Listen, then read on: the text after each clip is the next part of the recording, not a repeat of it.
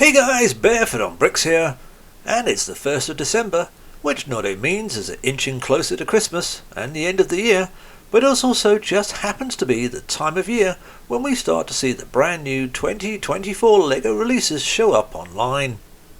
In the last 24 hours, Harry Potter, Speed Champions and some of the Marvel wave have been spotted, and now it is a turn for some of the Technic first quarter releases. But before we get into some fantastic looking sets, just a reminder, if you enjoy my content, please consider hitting the like and subscribe buttons. As always, any and all support is gratefully appreciated. And please do leave me a comment and let me know what you think of the sets, especially Technic Space. So let's take a look at what 2024 has to offer so far.